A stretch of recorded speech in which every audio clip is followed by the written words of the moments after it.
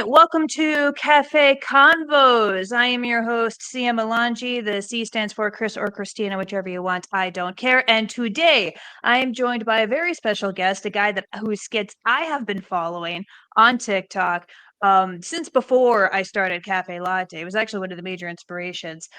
So Panda Red, please ignore the fangirling. Why don't you introduce yourself? Hello there. I am the Panda Red. I make jokes about superheroes online for money. That is the only explanation I can give.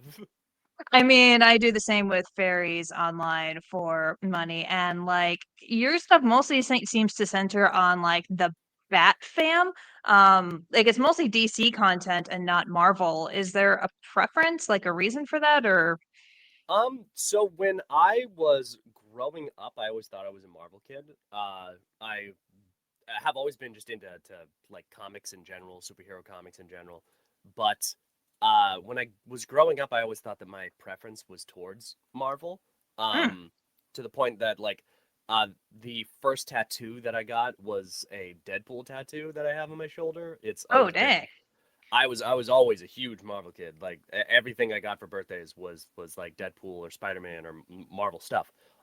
Until I started making videos, and then when I started making content, I realized I had a lot more knowledge in a different direction. I realized I was a Deadpool fan, not a Marvel fan, and that in general I was way more of a DC kid than I was anything else. Because then I would start making skits and content, and I'd be like, oh, this would work really good for Batman, and this would work really good for like the Spectre, and this would work really good for like the Teen Titans, and this would work really good for Rob. And then I realized I didn't make a single video for Marvel for like years, and then Yeah, was like, oh, okay. I have a preference that I didn't even know about. I think the only Marvel video that I can recall seeing you do is the one where like it was when you were doing a spoof on when Doc Ock had like I haven't read any of the comics, so I'm very much a laywoman with this stuff. But like he had like taken over, killed Spider-Man, and taken over his body, and because he got all of his memories, he was trying to be a hero. And your skit was like he accidentally one shot kills a guy because he totally underestimated Spider-Man's And then strength suddenly and realizes completely how many freaks out fights, about it. yeah, how many fights Spider-Man just chose not to kill him in. That was I do remember making that one, and that is like one of the few early skits that I did. I actually have like a backlog that I have now because platforms are hell. I Mhm, have a yeah. backlog of every video I've ever made, but unfortunately, I don't have like descriptions for every video I've ever made. So I need to go through and individually Oh, rewatch that's my always a content. pain in Oh, the it's terrifying. ass. Uh, and then I have to mark down all of the what I say and what I do in every video. Usually just like a short little description so I can remember when I'm like going through like what do I want to post today? I can see what the descriptor is. I Yeah. just watched every skit I've ever made specifically. Oh my god. It is so obvious how little I talked about Marvel to the point that I know exactly which one that is, and I can tell you I think that's the only Marvel skit I made that year. Outside of I made like one or two other Spider-Man ones because Spider-Man's easy, but that's about it. Well, it's kind of it's like I asked my mom that question because as I mentioned, I've like read I've picked up maybe two comic books in my entire life that are DC or Marvel affiliated. And like but I grew up with stacks and stacks of them in the house. Like it was Marvel and DC comics and Stephen King paperbacks. That was my mom's, like that was like 80% of my mom's shelf. And I asked her at one point, what do you prefer, DC or Marvel? And she was like, Chris, that's like asking me to choose between my children. I can't do it. Her holy trinity is Wonder Woman, Batman, and X-Men. Although she would occasionally dive into like Avengers and all that stuff, like with the Thanos thing. But yeah, no. I've often told people that X-Men is like its own company. Like you Mm. don't have to say you're a Marvel fan if you're an X-Men fan because in all honesty there's so little crossover that it doesn't it's like it's its entirely own separate. It has its own cosmology. Like the fact that it has its own space. Like space means something different if you're talking to the X-Men versus when you're talking to the Avengers. That Mm. should tell you automatically. These guys have their own thing going on. They're not the same. Like they cross over with Marvel or something. It's like saying I'm a Watchmen fan and someone going, "Oh, you're a DC guy." Like Kinda, not really, but okay. Oh, I love that miniseries. That was so good. But yeah, no, I think like she is a bit of a completionist, and she loved Deadpool too. Like when the Deadpool Wolverine movie, like when the first Deadpool movie came out, she was so happy. And then when they like the sequel, she was happy. And then when they announced the Deadpool Wolverine like crossover movie, like I'm just like, wow. As soon as my mom sees that movie, she could have a heart attack and die, and she will die happy. I'll fully admit uh, when that movie got announced, I was unbelievably excited. oh, I Uh, saw that video too. oh yeah, Your whole build unbelievably up to excited. like when you're going on your way to your car, passing by your whole collection of Oh yeah, Deadpool miniatures and figurines, and then cuts away to you just screaming in your car. Like, yeah, no, it's that that movie got me so excited, and I'll be honest, like I haven't rewatched it, but I think it's because that movie is very much meant to be like experienced the first time. Um, mm, as a huge Deadpool fan, I think one of my more controversial takes is that I think the Deadpool movies are okay. Like really like I like them. Don't get me wrong, I think they're good, but like the like second one is okay, but the first the and the second third one's are okay. absolutely I phenomenal. if they got 80% of the character right, but all the parts they didn't get right are the parts I appreciate the most. And it's Mm, they got 80% of the character right, but they left out all of the things that don't just make him the thing people hate at Comic Cons. Like that's the best way that I can describe it. Like all the parts that I really like about Deadpool are like the deeper parts of him that very rarely get talked about, like his depression, his uh, despisal of what he's doing, the fact that his backstory doesn't really make sense to him, the on again off again amnesia that he has, his relationship with death, like all of the things that I really enjoy about the character kind of got sidelined in the movie. And I understand why. They're mm, not the stuff that you really can make a blockbuster out of. Like you can't have a superhero being like, I hate who I am the entire movie. hmm. But Yeah, it's Snyder still tried that and it didn't work. it didn't work, exactly. And I totally understand that. It only really works with like really long form content that you can really get into that. But I don't know. They hit 80% of the time to me, and the other 20% of the time it I can see why people don't like the character. Even if I love it, I can Mm. see why people are like, nah, man, I fucking hate Deadpool. Like, one of my best friends, Comic Drake, fucking hates Deadpool so much. And every time I'm like, he's one of my favorites. He's like, what the fuck is wrong with you? I'm like, I get it, but still, like, I understand, but I don't entirely. I'm not on the same boat, but I get it. Yeah, no, it's it's like I'm not I may not be a comic book geek, but I am a book geek and like book to movie, book to film adaptations. Like it's always like I can count on one hand all of the all of the book adaptations into movies and shows that are actually genuinely better than or at least as good as the book. Um because and that is How to Train Your Dragon, The Help, and possibly we'll have to see how they handle the second and future seasons, Percy Jackson. That's And fair. it's yeah, and it's just like but everything else is like you're leaving out so much. And it's like Oh it's and I think it's because like with books with printed media, it's cheaper, so you get to be riskier with it. You get to have more fun, you get to break boundaries, you get to have more controversial stuff. And then when you have a bunch of other people and a bunch more money involved, the way with films and movies, that tends to be more risk averse. They tend to sand off the rougher edges, and it drives yeah. everyone nuts. Yeah. Nobody's happy. As a comic fan, one of the other things I'll point out, time. In books, you have as much time as you want. You can make that Hmm. book 7,000 pages if you wanted to. In Yeah. a movie, you have 2 hours. You have to convey the whole story. You got 2 hours. Go. And I mean, Yeah. even if you have a mini series, you have like what, six tops? And Yeah. at that point, you don't get the option because with comics, you have infinite amount of time to tell whatever story you want. Like, Assuming the publisher will renew you for it. assuming the publisher.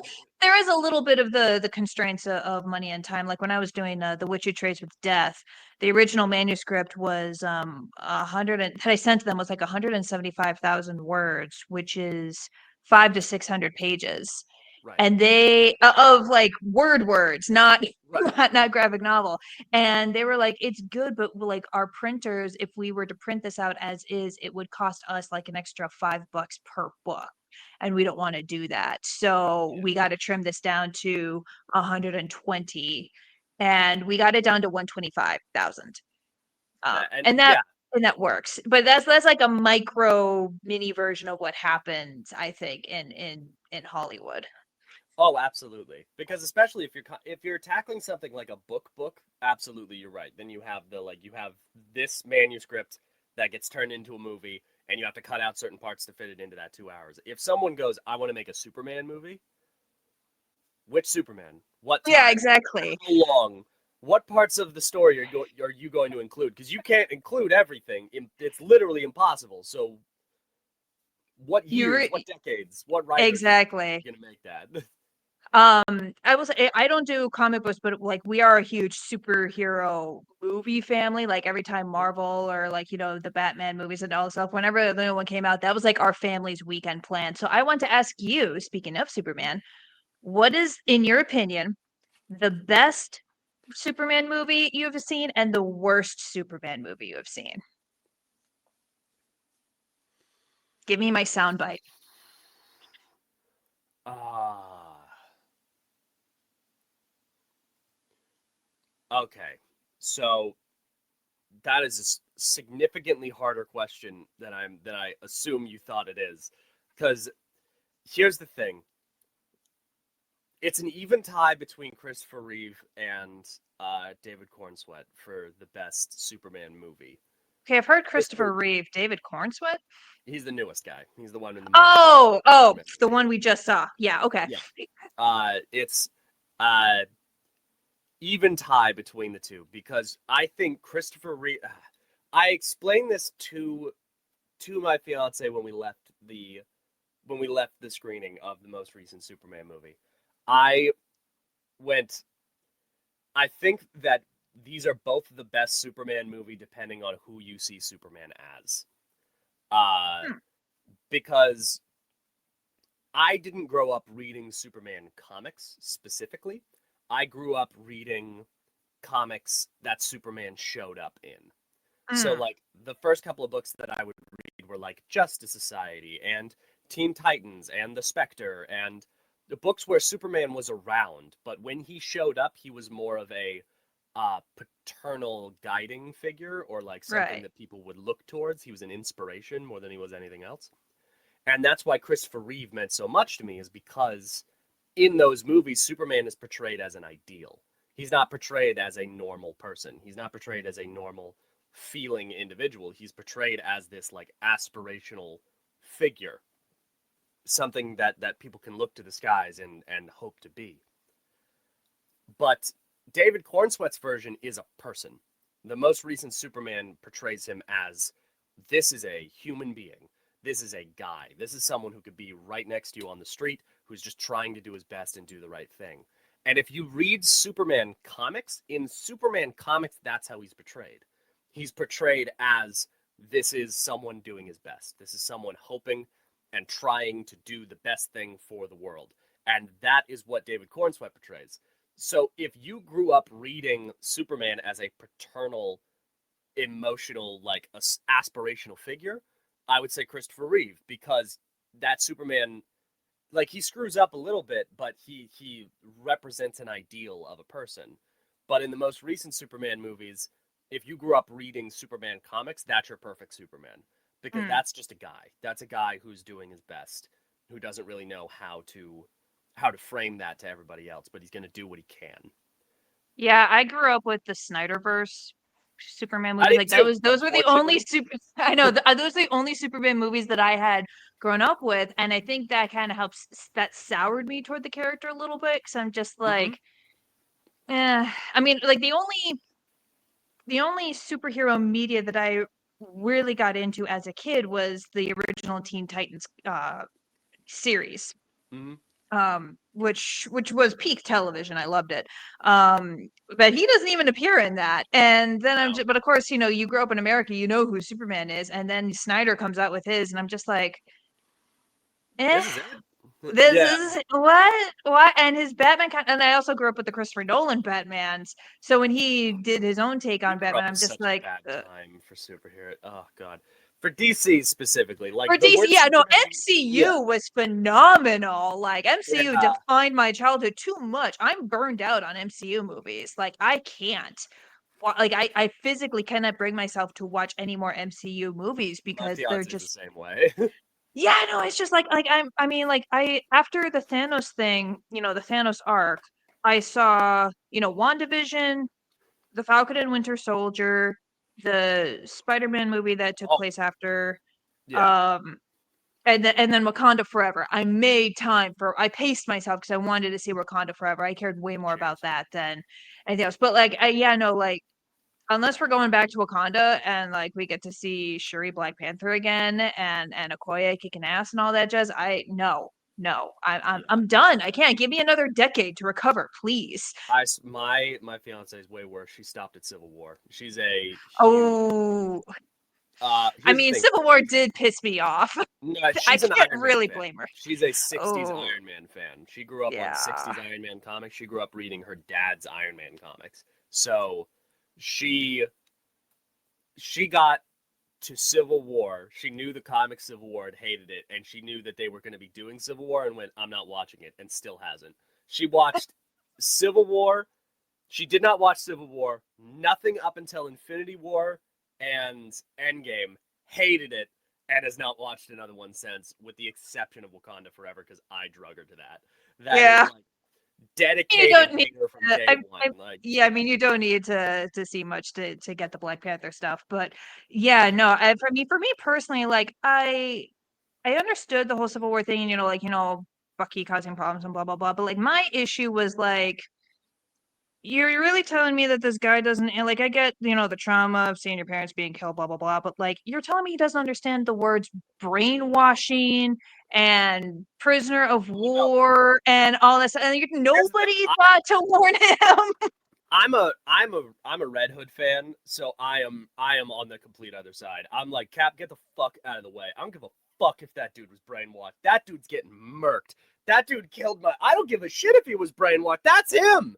He says he remembers it. That's him. He's dead. That's it.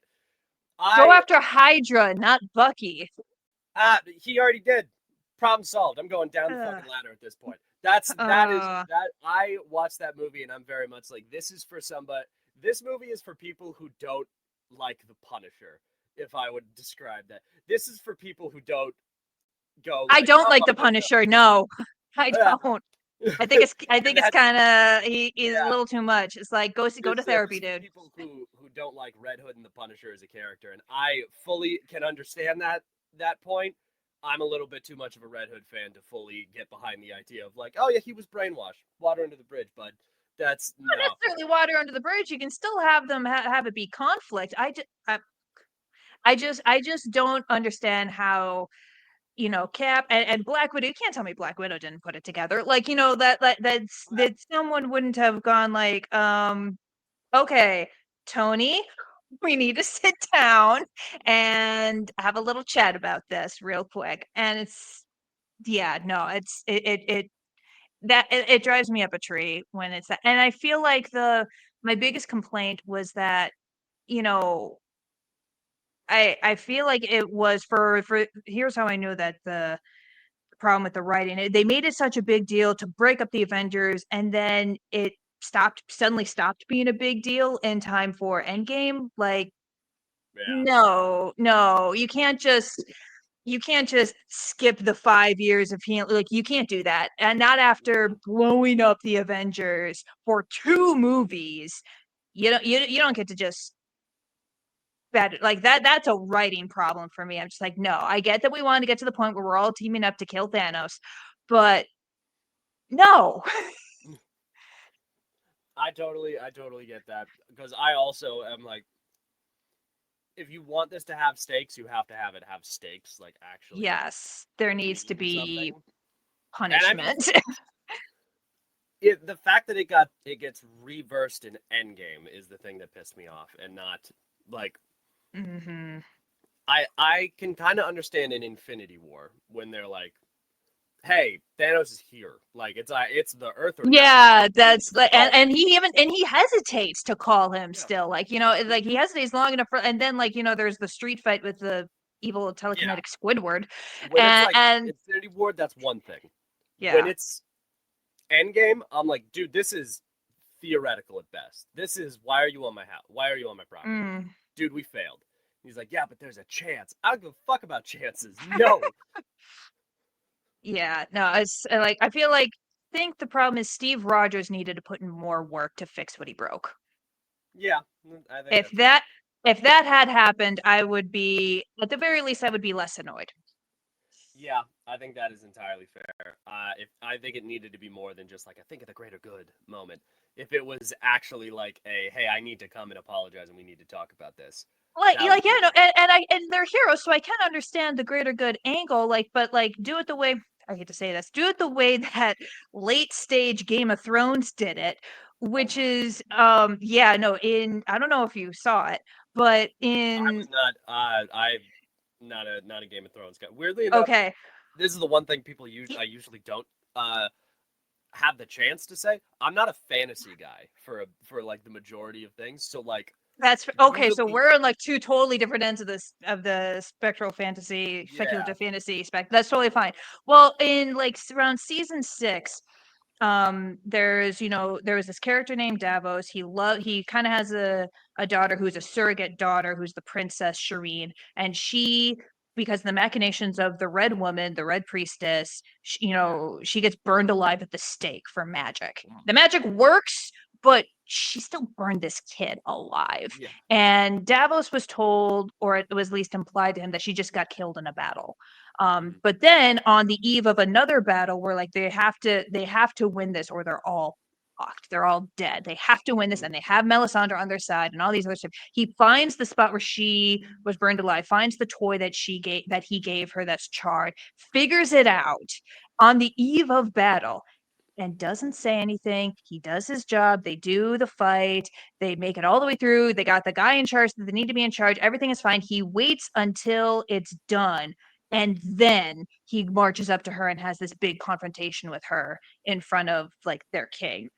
yeah, And it's great. And it's one of those things where it's like, yeah, of course he wasn't gonna let that go. She killed his surrogate kid. She burned a kid alive. So of course he's going to confront her about that, assuming they survive the battle.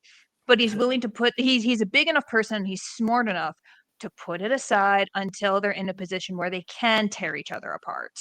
yeah, And I feel like if they had had something like that for Endgame, where it's like, I can see there Tony Stark seeing, yes, I get this is all theoretical, but we do have a chance. I want Spider-Man back. I want half the world back. Like, we can do this. I can see him do that.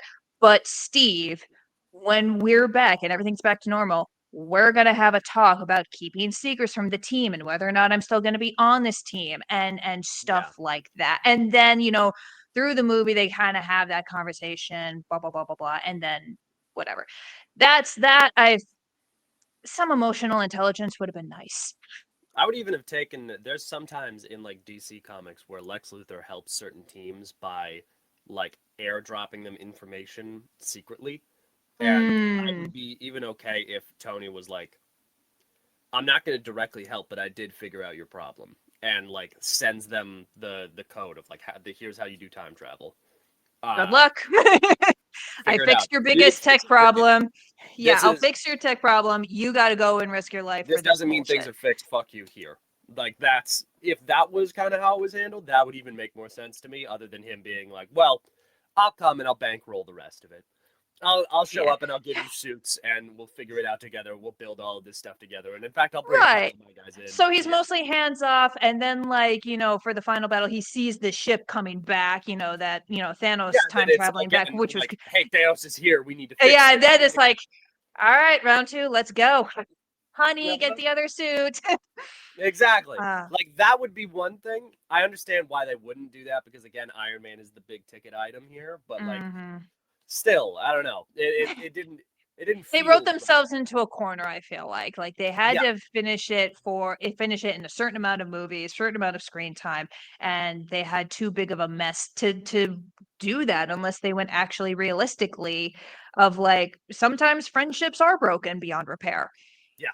And I feel like, people would have like they feared that too many people would have been dissatisfied with that, even though that's true. Like there are friends that I've cut contact with and I still miss them, but it's like, no, you fucked up or I fucked up, and like we just can't go back to that. We'll Absolutely. help each other out if it's the end of the world, but I can wholly agree with that entirely. Your for your original question, the absolute worst Superman movie I've ever seen, mm. Dawn of Justice, hands Oh down. my god, don't get me started. Mm, That Wonder indeed. Woman was the only good Wonder Woman, and a couple of Lex Luthor moments was the only good thing Do you know about that what? movie. I wouldn't even give it that. I would say I personally fucking despise Lex Luthor in that movie with beyond every single thing that I could. There's not enough words in the English language to describe how much I hated that Lex Luthor. There's also I like. Don't get me wrong, I like Wonder Woman being on screen and I like her being a badass. That is the extent of what I like about Wonder Woman in that movie. Because none of that read like Wonder Woman to me. You had a warrior, you had a lady with a sword. That's it. That's where Wonder Woman ended for that character. Yeah, That yeah, she characterization. really was just a Deus Ex Wonder Woman.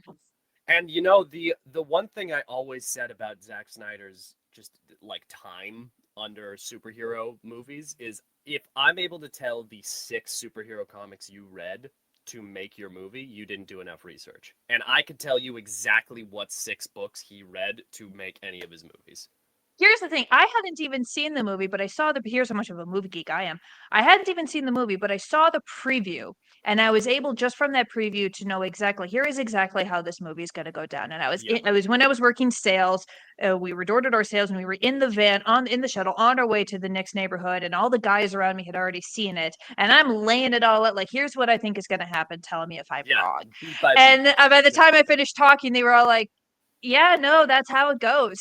Uh-huh. That's what happened. Did you read like the spoilers? I'm like, no, I just saw the trailer. Which, Yep. like, there are some movies where like you see the trailer and you know exactly what to expect, and that's what you're there for. Like Alien Yeah. versus Predator or a rom-com or like And stuff like sometimes that. you know that's exactly what it's going to be. But when Exactly. it's supposed to be something a little bit more than that, it gets annoying. And that is Yeah. with Batman v Superman, it aggravated me so much. I did a video, like a YouTube video not too long ago, where it was ranking every Superman based on their cape specifically.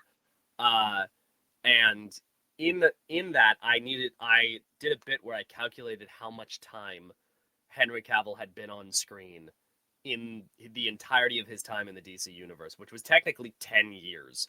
He technically was Superman for a decade. Mm. And in that time, he had been on screen for a total of, I think, 2.5 hours. And that's including his own movie. Ah.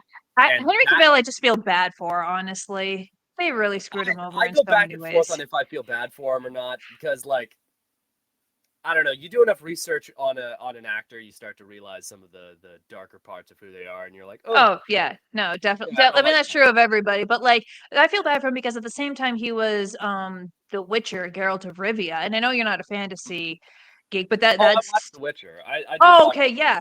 I was on that show as it was coming out. I did watch it as it was coming out, and him getting fired. Here's the thing: him getting Yeah, fired because he was too much of a fan is also that was technically made up by his PR team. That was another thing that got very much muddled after the fact.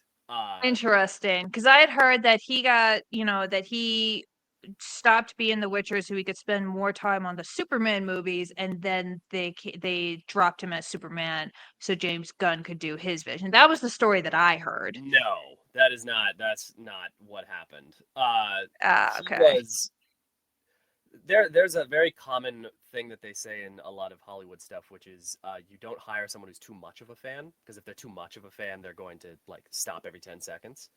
Uh, Mm. and to an extent, that's kind of what happened, but to another extent, it was more Henry Cavill wanted to tell his version of the story that was not the writer's version of the story. Not even just the writers. Like, you know how Dwayne Johnson kind of tried to take over the DC universe? Like, when he like took over as Black Adam and he was Mm, trying to kind of like strong arm his way into being like in charge of everything.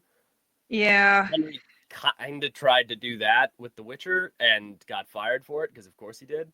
Mm. Uh, and then, unfortunately, he did not leave so that he could do Superman.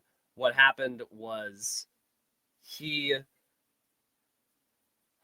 for Snyder's version of Superman, he was doing Mission Impossible at the time, and there was a lot of stuff going on there because he was Yeah, I a saw that movie. That was actually really good. yeah, he was there was a lot of different things that was happening with him over there. Then he came back to do The Witcher. He got fired off of The Witcher because he was just kind of being a shithead on set. Mm. Um, and his PR team cooked up the idea that he actually got fired because he was too much of a fan. He liked the source material too much, and the writers were doing bad shit in the background, and they just ignored him for that. Uh, James Gunn never wanted him to be Superman. Full stop. Yeah, I imagine he wouldn't because he wanted a fresh start. He wanted, He wanted to start okay, fresh. Yeah, yeah. he brought him in and immediately went like, "We're not. You're not going to continue to be Superman. We're gonna." And he was apparently really rational about it, and they're thinking about putting him in later projects and stuff. But like, uh, he very much like from the jump said he wasn't going to have him be Superman. So it was never that he was like going to stop doing The Witcher so that he could focus on Superman, because at that point the only thing he had been in as Superman in the last decade was like Snyder's remake of his own movie, Mm, and then gotcha.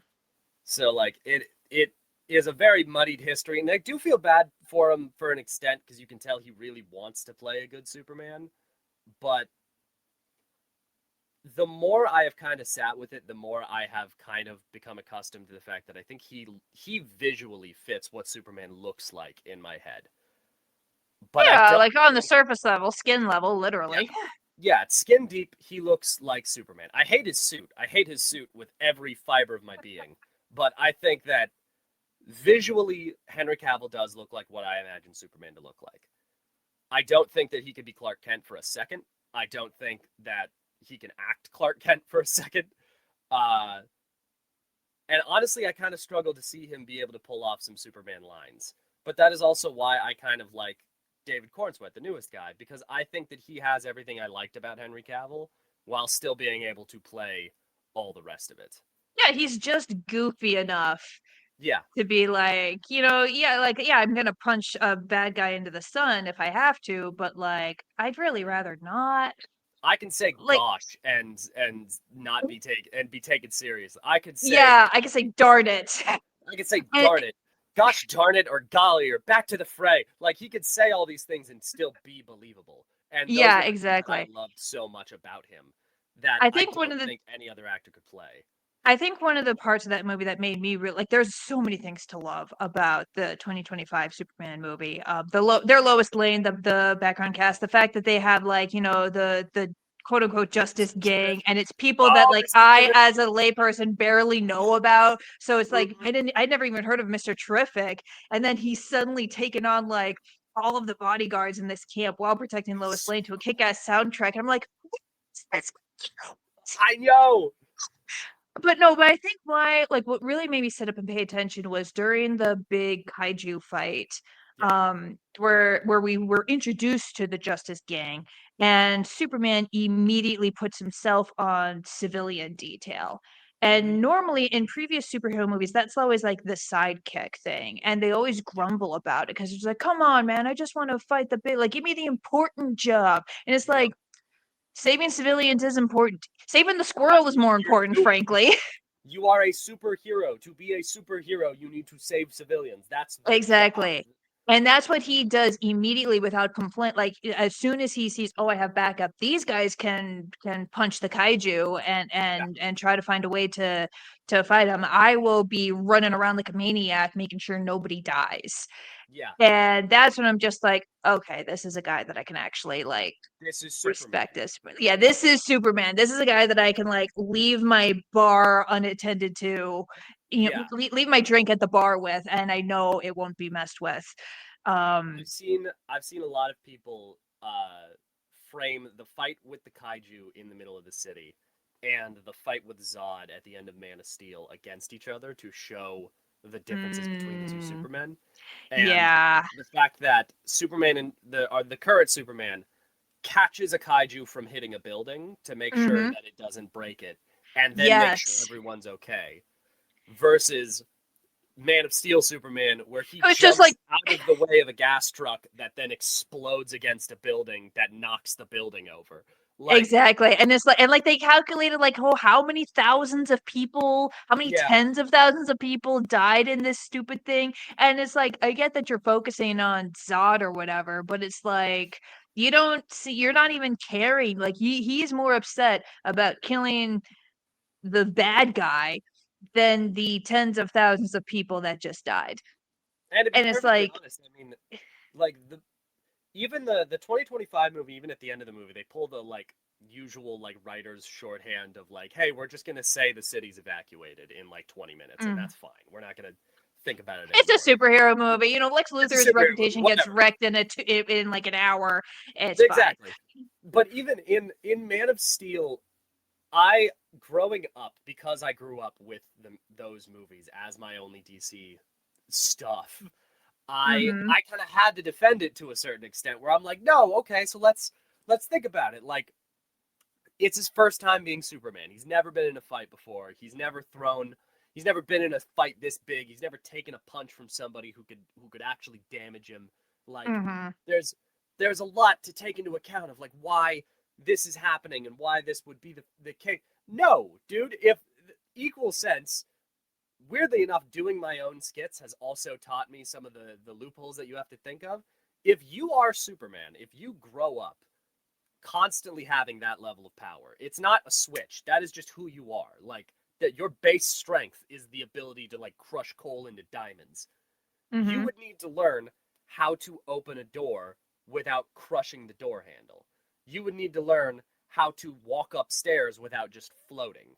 You would need Yeah. to learn how to look at a bookcase and not look through it. Like, you would need to learn how to do all of these things naturally. So being like, "Oh, yeah, he's never been in a fight like this," doesn't really make sense, because he's had to mentally account for everything around him his entire life. Mhm. So no, he wouldn't be like, "Oh yeah, that gas truck just flew into a building.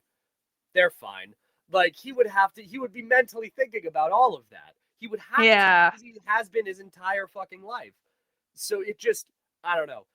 The more time I've had away from the movies, and being able to see a Superman that isn't that really changes your perspective, because like I hadn't really watched Christopher Reeve's Superman when I was that young, compared to the Man of Steel version. I just recently only watched it with Scarlett. Like, I didn't even watch it before the most recent 2025 one.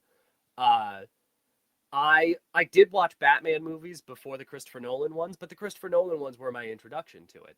And Hmm. unfortunately, as a DC fan, growing up in the 2000s is possibly the worst thing that you possibly could have done for introductions into characters, because the two intros you have are, I would genuinely argue, the worst Batman ever put to screen and the worst Superman ever put to screen, hands down.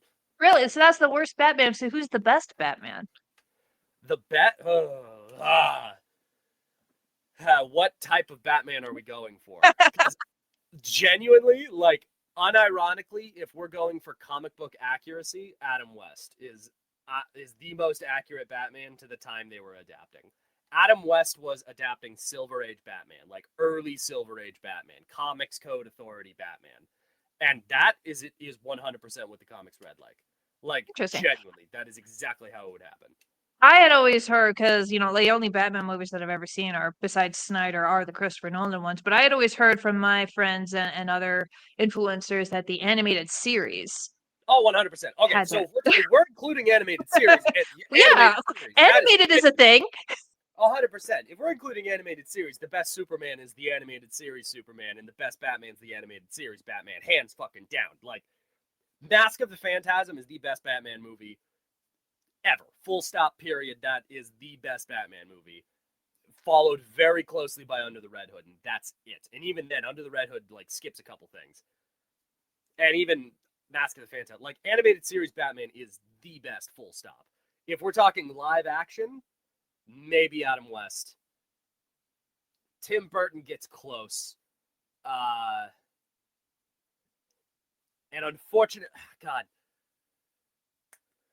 Batman and Robin and Batman Returns, not Batman Returns, Batman and Robin and Batman Forever are both in there. They're close to Adam West, but they're like a darker version of Adam West, so they don't really fit in any era of comics. Batman Returns was the only one that I saw, the one with Catwoman and the Penguin. Yes, that one's great. Batman Returns is great. Yeah. It's very much its own thing.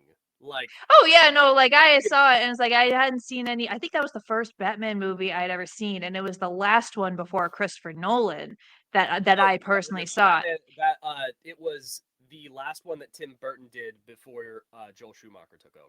Right, but I'm just saying it was the last one that I personally saw, right, okay. but not the last one that came out. But no, like, and I think pretty sure we only saw because my dad's favorite animal is penguins.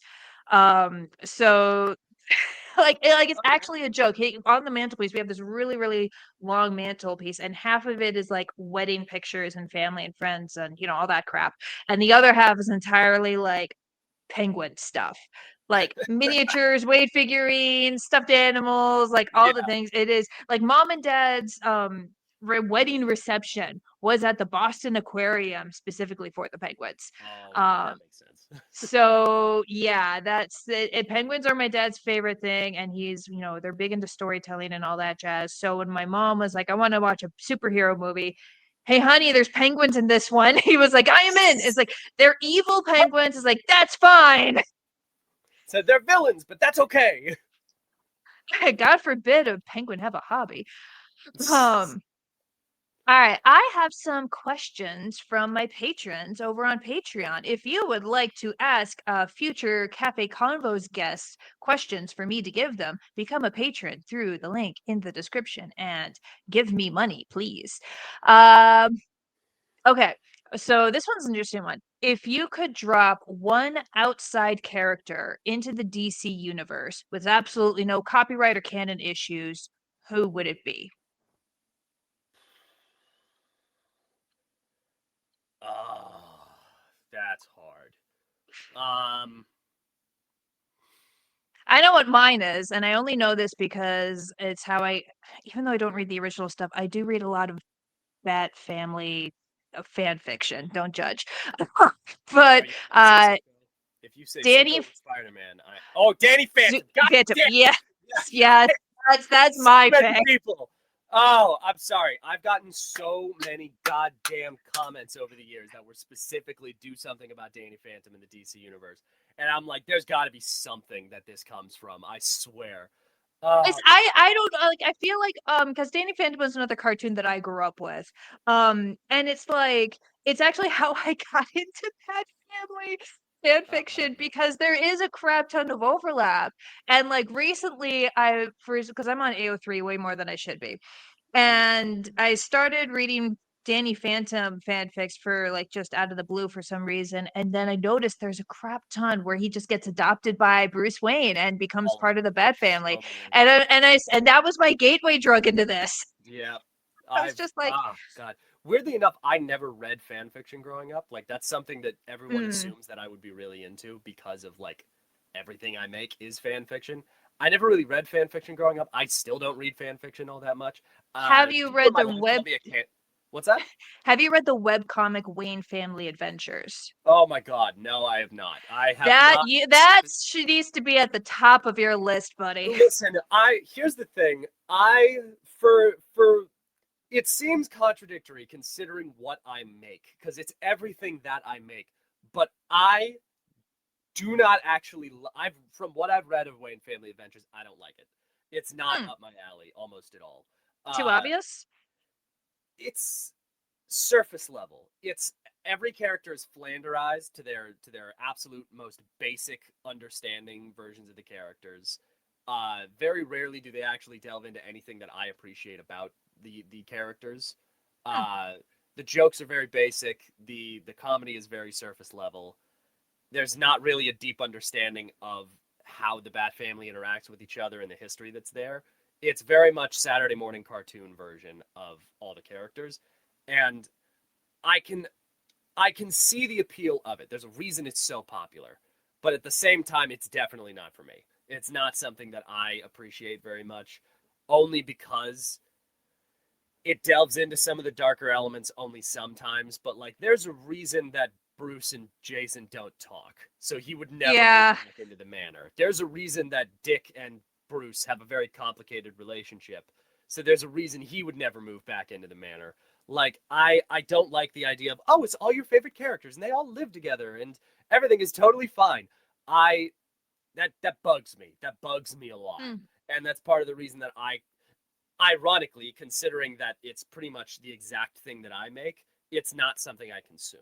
It's not something I It's choose to consume on my own. speaking as an author who specializes in like fantasy and sci-fi, I Yeah. don't read a whole lot of fae or fairy stuff. And in fact, like the current books that I've been reading more recently have been like history and literary fiction. Like Yeah. I'm currently reading a book called The Five Families, which is about the history of the mafia. Yeah. Like, and I think part of it is like, when you're a creator, when you're writing or doing videos or whatever in a specific genre, you're so many like at some point you get so fried into that genre that like when it comes like you can't really handle it in your leisure time. I can Yeah. only take fantasy sci-fi elements in screen form, and only sometimes like it's I'll also admit, with Wayne Family Adventures specifically, it always rubbed me the wrong way because that got announced about 2 years into me doing what I do, and while it had always been popular on like fan fiction sites, uh, on a platform like TikTok that was so widely like popular around the globe with a lot of different Mhm. audiences that weren't just on like AO3, that getting announced right after I got super popular for doing the same thing, it butted up against my own ego really hard, where I was like, "You motherfuckers, you announced it on Webtoon like 2 years after I started getting major acclaim for doing this," and then I just kind of wrote it off from there. And then as I've gone back and tried to give it a second chance, that's when I'm like, I just don't like the writing here. This just bugs me.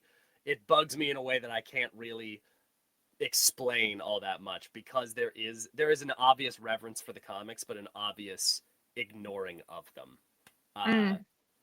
but to answer the question of who would I drop into the DC universe, uh, without worries of copyright or anything like that.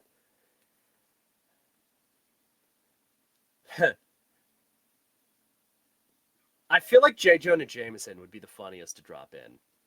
Wait, is that the Spider-Man's boss? That's Spider-Man's boss. I would want to read the editorializing of J. Jonah Jameson in the DC universe because the news is usually so for superheroes in DC. I would want to hear the contrarian opinion. Uh, and there is already Get a kind pictures of Batman, damn it. yeah, like there is already kind of that. There's Gordon Godfrey in not Gordon God that whatever. There's a guy who's essentially acting like Fox News in DC universe that is Mm. like essentially like the sensationalized uh contrarian opinion, and they're shown a lot uh in DC media. But I would want to see J. Jonah Jameson specifically because J. Jonah Jameson is such a complex character that I would love to see how he interacts with every other character. Because like J. Jonah Jameson in Spider-Man comics is very pro superhero. He's pro Captain America. He's pro mutant. He is completely pro LGBT. He is he's a very progressive person. He hates Spider-Man because Spider-Man is completely anonymous. He hates Spider-Man because Spider-Man wears a mask and hides. He But I can see that where's the accountability? What happens when Spider-Man That is screws why he up? hates Spider-Man. That is the only reason he hates Spider-Man. He loves Captain America. He loves Iron Man. He loves the Fantastic Four. He is entirely pro mutant. Like he is a very progressive person, but he hates Spider-Man because there's no accountability. I would love to see him dropped into specifically Jump City with the Titans. I would want him to see. Mm. I would want to see what his opinion on a group of underaged, fully anonymous superheroes is. Because I think it would be very similar to Spider-Man, but I would love to see how he's taken by everyone else in the DC universe in comparison to the usual, like, very pro superhero media that gets pushed in DC. Gotcha. My only exposure to that character, other than what I get like just what washes up on my Facebook and Tumblr and whatnot, is the Tobey Maguire movies. Yeah, And like I literally remember 1-to-1, almost exact. I Like, know, right? And it's like one of those things where it's like I remember in the first movie where he's like, he's written and set up to, be an antagonist, a minor antagonist, but like an obstacle. And then Green Goblin straight up threatens him and, who has gives his him hand on to his throat. Spider-Man, and he says, "I don't know." He sends him in through the mail, and Peter's in the building. He's right there. Exactly. He's right freaking there. And I'm just like, okay, you know what? I still have problems with you, but I respect you a hell of a lot more. And that's Because goddamn.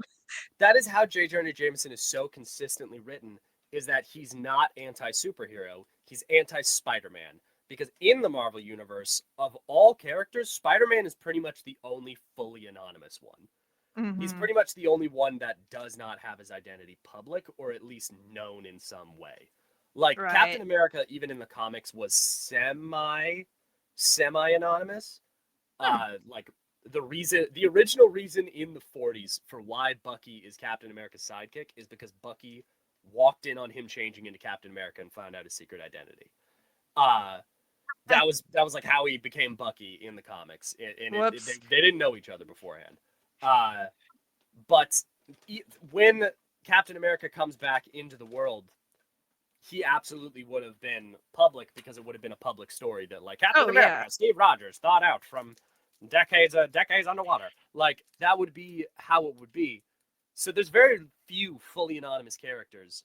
Spider-Man being the only one is why J. Jonah hates him. So I would be so surprised. First of all, I would not want him in Gotham, period. Because it'd be too obvious. It would be so, it would be the same fucking thing. It would be, he'd just be anti-Batman, anti-Bat. Like, pro meta humans, pro like whatever, but like, but this Batman figure, it's like he's running around with his own private army, and like what happens? Like, also there was a time period where like what happens to his Robins? Like there was one where the second Robin disappeared and he went off the rails a little bit. Like what the hell? Okay, so for a project that I'm working on right now, I'm reading all of pre-Crisis. You don't read comics all that much. No, but I think this is the one where, like, when Jason Todd was Robin before he got whacked. No, a little. So, DC Universe can be broken up into like 3 big time slots, and it's pre-Crisis, post-Crisis, and post-Flashpoint. Okay. Pre-Crisis, there's an event comic called Crisis on Infinite Earths. It's when DC went, you know what? We're sick and goddamn tired. OSP did a thing on this that I read. So there was like a crap ton of like so many universes and just total chaos, and they just basically and they consolidated them all into one. And they can. It had mixed reviews, I think. Yeah, because again, infinite universes means infinite possibilities. You can do anything, and then it got condensed into everything needs to fit within one timeline. Like, everything needs to fit within one continuous timeline. And also, we're going to change certain characters certain ways to make them fit certain vibes. So, pre-Crisis, Jason Todd existed. And he existed as Robin. But the common vibe is because his origin is almost 1-to-1 the exact same as Dick Grayson's. People thought of him as a Dick Grayson clone.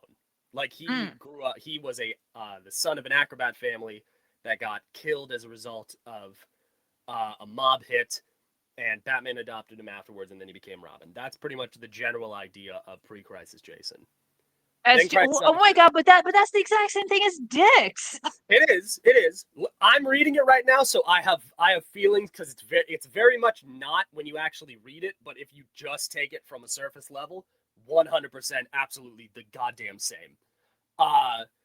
Post-Crisis, people went, all right, people didn't like the fact that we just fucking copy-pasted Dick Grayson, so we need to make him a different character now. And post-Crisis, he is written entirely different. He's basically an entirely different character. I don't remember why I started on this tangent. What were we talking about right before this? What the hell were we talking about right before this? We The somehow Jonah Jameson thing. right, yes.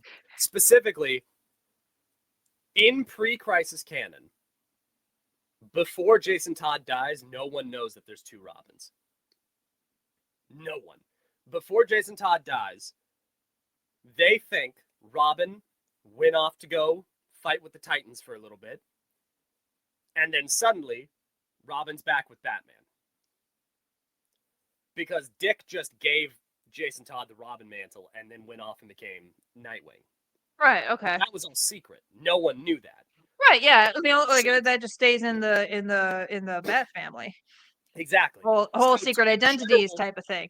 So to everyone else, the entirety of the world sees Robin exists until he just suddenly dies.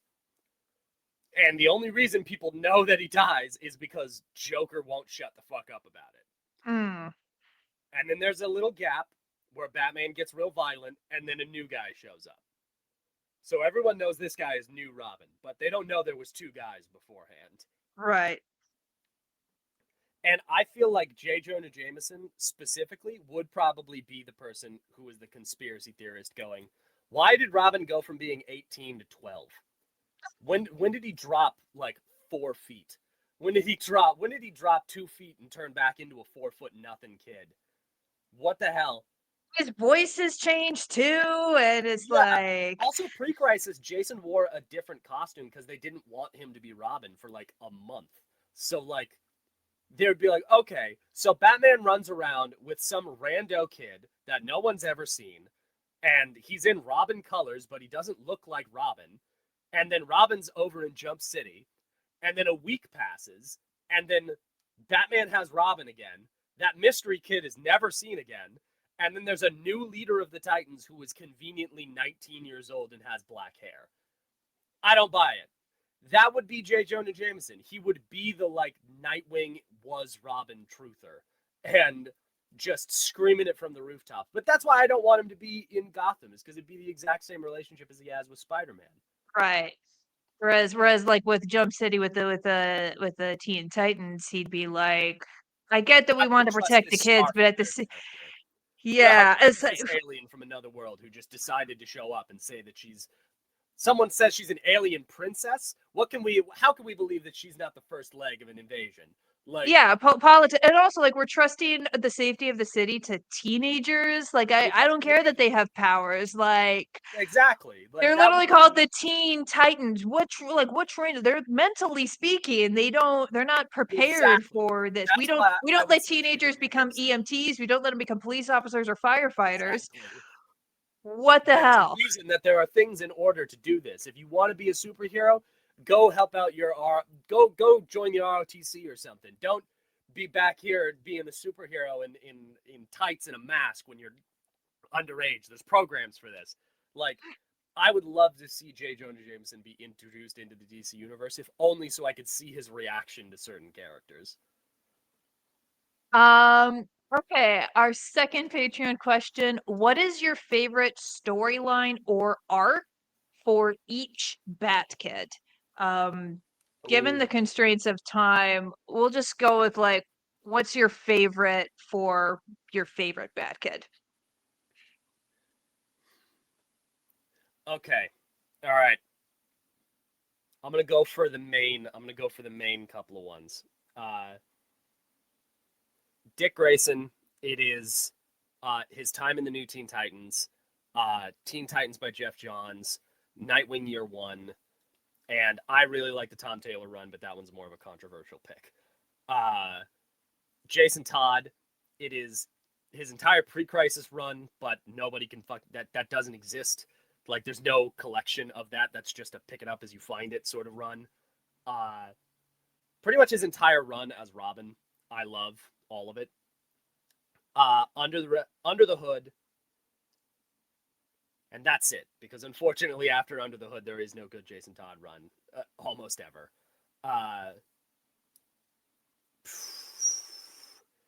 Tim Drake, it would be his introduction, like as he is like trying to force his way into being Robin again. Mm-hmm. I'll also say Jeff Johns' Teen Titans run for that one because he's the leader of the Titans in that, and it's really fucking good.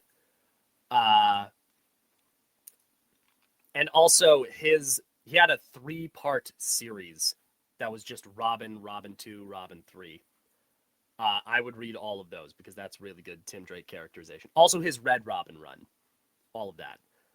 Stephanie Brown, her run is Robin. Her run is Batgirl.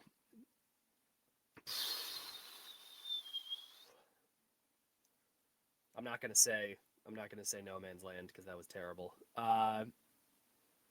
And Batgirls, I would say, but Batgirls also got taken really bad, and I haven't personally read all of it, so I won't wholeheartedly endorse that. But I would say her run as Robin and her run as Batgirl are my 2 favorites. Also, I think she had a self-titled spoiler book. Cassie. I actually have read a Cassie comic. Cassie's great. We love Cassie. Everyone stands Cassie. I have not read a ton of Cassie's independent books, but from what I have read, actually don't read Jeff Johns' Teen Titans run if you like Cassie. Her solo run is Batgirl, and I really haven't read much. There's one I think solo run is Batgirl. The one that it's been years, but the one that I picked up of her is the one where she kills her dad. And it's great. And I didn't have the build up to that, but like it was still written well enough where I'm just like, this motherfucker's gotta die. He's gotta die. That motherfucker's gotta die. I really like her dad's characterization because it's a really weird, deep, like look into somebody who's like, I'm doing this for your own good. And yes, and that's the way it was written too, where it's like at one point they're arguing and he tells a story of like he kills someone in front of her for the first time, and the way he tells it, he's like, you couldn't stop looking at the body, you loved it. And she's like, I remember it very differently. And and in her version, she doesn't care about the body, she just wants her dad to read like this book with pretty pictures, and he tosses it away, and that's what she's looking at, not the corpse. And it's like, oh, this is so deeply fucked up. It's so fucked up, and I really like that character. Is it coming from a rough home life? If you love characters that examine that, Cassie is your fucking role model, especially if it is for a character who's like, oh yeah, this person did this to me because they thought it was what was best for me, but it ultimately ended up fucking me up forever. Cassie's great. So I would say that run, I don't know it off the top of my head, that run, pretty much go with that one. Weirdly enough, for all the Bat Kids, their introductory runs are usually the ones I'm going to say read those if you want really good characterization for them. Because with Duke Thomas, it's almost exactly the same. I'm like, read We Are Robin. I own it, but I don't know the name of it off the top of my head. He has a run, I think it's called Batman and the Signal. I would read We Are Robin and Batman and the Signal, because those are the 2 runs that I would read specifically for like introducing yourself into Duke Thomas as a character entirely. And then I think Damien is the last one, the bio kid. Damien would be read God, I always forget his name. His introductory run with Batman, it was Batman and Robin, but it was his first run of Batman and Robin. And he has another New 52 series, and it's the one where I think he like fights each of the Bat Kids to like prove that he is the best. Read his Good luck with Cassandra. What's that? Good luck with Cassandra. Oh no, he fights the 3 sons because he's trying to prove that he's the best son. Also, Cassie was never Robin, so he's not trying to prove himself. He's trying to prove himself the superior Robin, and I think he just skips Stephanie, which is the most insulting part of it.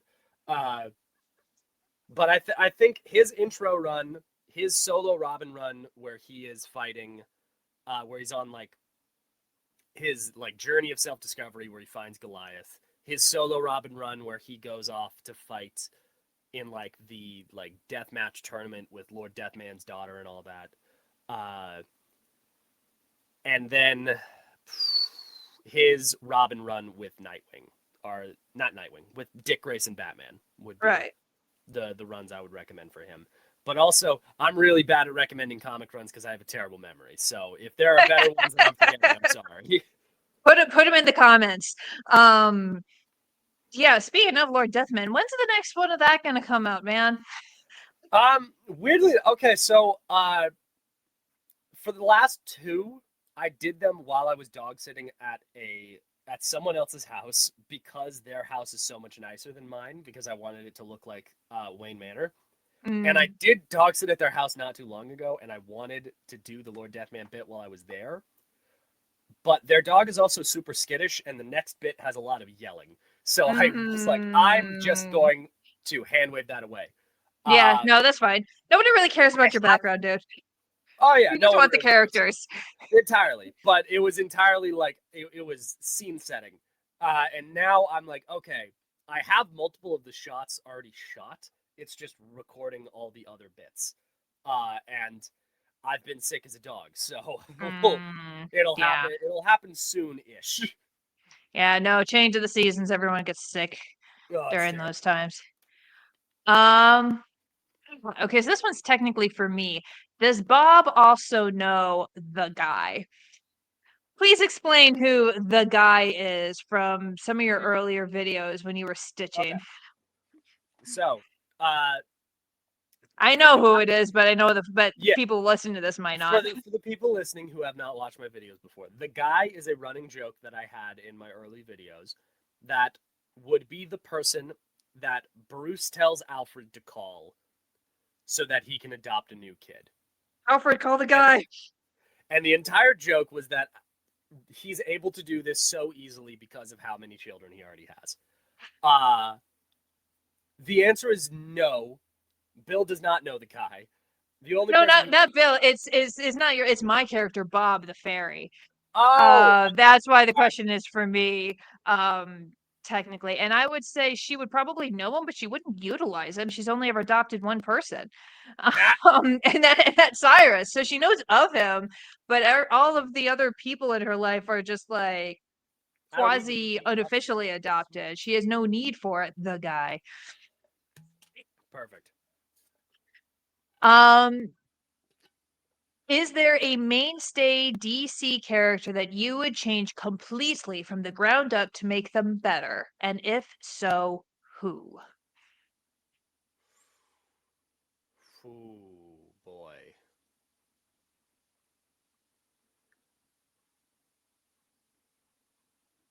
There's so many. There's so Dude, not many. when I'm drinking water. I almost sprayed it across my microphone and laptop. It's so hard. Okay, because like the hard part is there. You know when you have that kind of like empty bitching that you just like, I don't like this thing, but you don't really have a plan of how to make it better. There's so many characters that I have that for that I'm like, God, which one would I actually have a plan to make them better? Because like my first thought is Hal Jordan because I fucking hate Hal Jordan. One of the Green Lanterns, right? The second technically, but first if we're counting like space rings. Uh,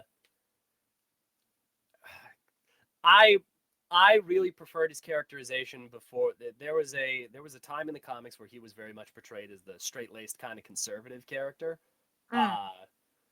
and that's the entire. There's a really famous run called Green Lantern, Green Arrow, and it's him and Oliver Queen, who's Green Arrow, and they're like going across America solving things. But the entire reason that those two were paired up is because Hal Jordan is the sort of straight-laced, by the books, somewhat conservative character, and Oliver Oliver Queen Queen is is like not. an anarcho, like super leftist, like 100% down with the man, down with everything sort of person. One would think those would be switched because isn't Oliver Queen a billionaire? He gives up his money in more runs than he has it. Like 9 times, he's born into generational wealth and hates it.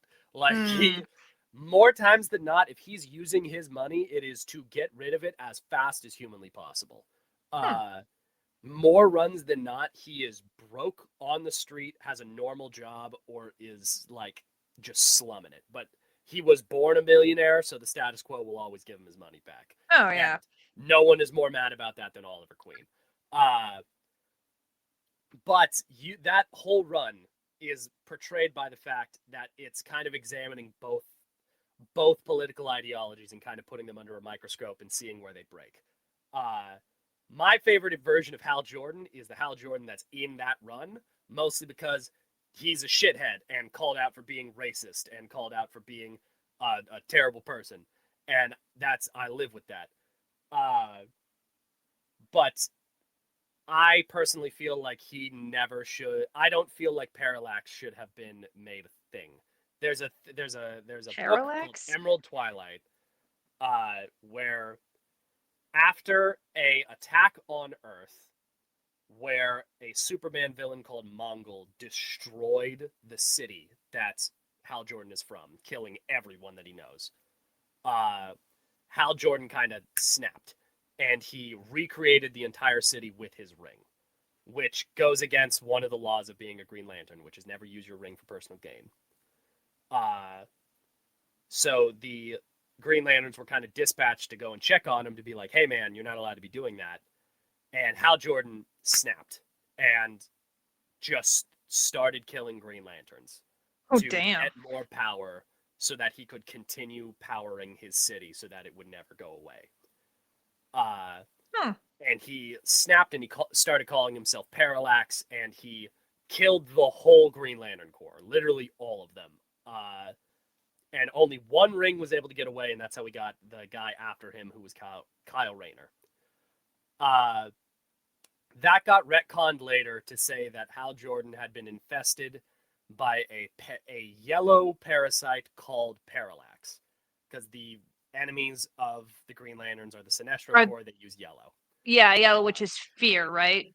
Yeah, every single one of the power light sources has like a celestial entity tied to it, apparently. This got added in later. But I personally really liked the idea of Hal Jordan put under enough stress, couldn't take it, and broke. Yeah, why is it always like I understand how like, sometimes we do like to explore the brainwashing stuff, but like no, stick with it. Sometimes the actual consequences. To see the consequences of actions play out, but unfortunately, status quos get stuck to, and Hal Jordan was always going to come back. But I mean, sometimes it has happened, but only for so long. It's until a writer who disagrees with that choice gets put in place. See, this is one of the reasons why I don't go into comic books, is because there's so many writers and they all contradict each other at some point, and it's like, the way that I describe, I usually really dislike I've heard it a lot. A lot of people use the metaphor of comics are a lot like modern day mythology, where like there are characters that get put in certain situations, but you can always know what the character is outside of that situation, right? Yeah. I usually don't like that, except for when I'm talking about like how are you able to stay in comics with the fact that things are always changing and every writer always changes. And frankly, I always put it in those lenses of going, you have writers that you like in comics and you have characters that you like in comics. And characters, you have to, when you like them, you like the core of the character. It doesn't matter what gets changed about them, you like the core of the character that gets adapted through time. And every writer's going to tell it differently, the same way that every time you tell a story from memory, it's going to be told differently. But if you really like this character, you will always come back to them. Like, listen, I'm the biggest Red Hood fan on the fucking planet, and I will also fully admit that I don't think there's been a single good Red Hood comic since he was introduced. Like, I think his introduction comic is the only good Red Hood comic, hands down. Makes sense. I mean, like, I'm a huge Greek mythology nerd, but there's so much of like modern retellings of it that I'm just like, ugh. You clearly did not do your research. This is not how Zeus acts. I always say that there are everyone's canon is different, and that even includes writers, because it is absolutely completely impossible to have read every single comic that has a character that you like in them. So you can't just say, I like the canon version, because the canon version means every version that there's ever been. Yeah, I know. It's like, I mean, I've seen so often, like, DC stands for disregard canon. They're like, think you guys have a canon. It just doesn't exist. Weirdly enough, modern DC agrees with you. Modern DC, the last big event comic literally had a moment where they went kind of fuck it. Like the celestial gods went, yeah, fuck it. Everything that's ever happened is canon now. And what that really means is just writers can choose what is and isn't canon, and that's okay. Because in all honesty, everyone's canon is going to be completely different. They've rebooted 3 times, and every reboot is more soft than it is hard. So like, you just kind of have to roll with the punches. And it has its own thing. I remember years ago they did a reboot, and my mom was so pissed about it because of the way that it changed Starfire. Because as much as she loves X-Men, she also really liked the Titans. And she was really angry because the way they changed Starfire was that, she like can't tell the difference between humans, and like it was all like something to do with sex, and like they basically and I remember her clearly saying they could have rebooted her to be, more feminist. They could have created and gone into her princess backstory. Like they could have done all these things. And then for the longest time afterwards, she was like the pigs over at DC Comics was like she was not happy about it at all. She is entirely justified in that. The New 52 happened. There was a Flash story that reset the whole universe where like Flash went back to save his mother from being killed, which is his inciting incident. Right. And every time he does that, something happens because it fucks with the time stream. This was the first time he ever did it. This was the first time that he ever tried it. And when he did it, what he technically did was do something called breaking the time barrier. And when he did that, while he did save his mom, the ripple effect of him going back in time, even if it had nothing to do with him saving his mom, the fact that a single person brute forced their way back in time sent ripples throughout the universe and changed everything. So when he woke up in his universe, his mom was alive, but he didn't have powers. Bruce Wayne died in that alley instead of his parents. Superman got locked up by the government. Aquaman and Atlantis and Themyscira were at war. It was just like bad times. It was, congratulations, you made the bad timeline. So he goes back to save his mom. Not save it. He goes back to stop himself from saving his mom. Stop saving his mom. But again, brute force your way back through time again, ripples still happen. So it came back mostly the same, but a lot of things were different. But mostly the same means like, hey, this is a reboot where all the characters you know are still the characters you know, but we're going to write them totally differently now. Narratively speaking, I would buy that. Like, okay, yeah, you guys want to do a reboot. This is a pretty good justification in story to do that. Right. And what they did was essentially say all of DC's history, all of our characters have only existed for 5 years. All of the superheroes that you know, Superman's only been operating as Superman for 5 years. Batman has only been Batman for 5 years. But that did introduce the problem of if you condense the timeline that much, how does Batman have 4 Robins? Mm-hmm. If they've only been superheroes for 5 years, how does Dick Grayson, Jason Todd, Tim Drake, and Damian Wayne fit into that? Right, yeah. If there is only 5 years, certain characters are going to act differently. And also, since it's a reboot, they're going to reboot certain characters to be something different. And Starfire, specifically, got reintroduced in a Red Hood book. And unfortunately, what they wanted that Red Hood book to be is essentially like the outcasts. Like they were supposed to be like the like we're not your mom's fucking superhero team. Right, yeah. The anti-heroes, the more grown up, but actually teenage angst BS. Yeah, it was Jason Todd, Roy Harper, and Starfire were on that team. And it was Jason Todd and the Outlaws. And it was Red Hood and the Outlaws. And it was bad. It was really bad. It was a really fucking bad story. Everybody always tries to act like it's really good. I don't know why. It sucks. It has the worst Jason Todd redesign. It's got the worst Starfire characterization. Everyone's out of character. It's bad. It's very bad. but that is probably why. That's the reboot your mom probably fucking hates. I would not be surprised. Um, all right, I've got one last Patreon question, and then we Hit can me. call it a day because we've been yapping for over an hour. Um, is there something you wish you had done differently that you might go back and retcon your own personal reboot? Ooh.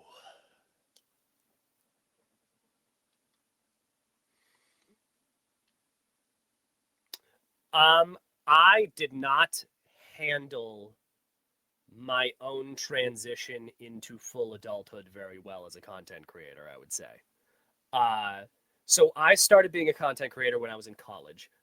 Mm, I started making content when I was in my sophomore year of college, and I did it for the remainder of the time I was there. Because no, not sophomore, junior year of college. I started making content when I was about 20, and for about 2 years, I was the most consistent content creator on the face of the planet. I was a TikToker through and through. I made at least like 2 or 3 videos a day, all the yeah, time. I was putting out content all the fucking time. And granted, it was just on TikTok. But still a lot. when I did I graduate? No, COVID was when I started making content. I was locked in. That was when I was locked in. Then I Mm, graduated. And a week after I graduated is when I had my first date with my now fiance. So I, in the span of like 3 months, moved out, entered into a long-term relationship, and completely lost all the structure that was keeping me to what I was doing. oof. And at that time, I was not in therapy. I was not medicated. I had no knowledge of my own, like the things in my past that had fucked me up. So I had a really long period of like decompressing. For about a year, I made maybe 2 videos a week. I Mm, basically dropped off the face of the planet. Um, and I don't regret that I did that, but I do regret that I didn't make it more obvious. That I didn't make the what was happening more obvious. So my own personal reboot, I would probably go back and make it a little bit more obvious that I wasn't going to be posting as often and maybe start creating backlogs for myself then instead of doing it now. Like I would backlogs are great. yeah, I would have started making backlogs of content. I would have started posting on other platforms sooner. Uh, in all honesty, I would have started treating this like a full-time job a lot earlier than I did. Yeah, Because for a long time, this was just what I was doing until I got a job. And then I realized that COVID fucked me to an extent that I can't get a job with what I was planning to do. So now yep. this is my job. Uh, and I don't regret that now, but I did at the time. And at the Hmm. time, I did not treat it like a job. So I would probably go back and just make this more of a career to begin with. Yeah. No, I feel that. I went into content creation to promote my books and writing, Yeah. and now my content creation is my full-time job, and writing is a part of that. Um, Right. I guess for me personally, like when I started CaFae Latte 2 years ago, I thought it was just gonna last like a week. Like it was gonna be one of Yeah. the things where like, I'm gonna do a few of these and it's gonna get me some views and then the interest's gonna taper off like it has with all my other projects. And I'm gonna have to find the next new thing to do. Yeah. And that did not happen, which means I'm usually when it comes to writing, I'm very much a planner. Like I plan out like I create the entire world, all the characters, the plot. I outline everything. I create as much as I can before I start chapter 1 or hit record. Like Right. I planned it all out ahead of time and I didn't get to do that with CaFae Latte because I had to seize upon it while it was going viral or I Right. would have lost it forever.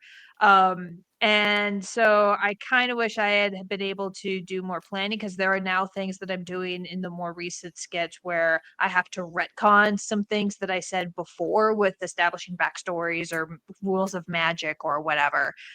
Yeah. Um, but you know what? I'm with DC Comics in that canon is a myth with no god. So Exactly. you just kind of got to roll with it. You roll You with it. can't You move on. Exactly. You can't undo it, but you can retcon a little and you can learn from your mistakes. Exactly. All right. Well, thank you so much for joining me with this. I know you're busy. You mentioned that you were sick. So thank you for taking the time to chat with a person who ironically doesn't read comic books at all. No worries. I always love getting invited onto any of these things, so I always love doing them and talking with people that want to talk. Full stop. So Oh yeah. No, you can never shut me up. Panda Red's information, the TikTok and the YouTube and all that jazz is in the description of this video. Go check him out if you haven't already. And I will see you all next time. Bye, lovelies.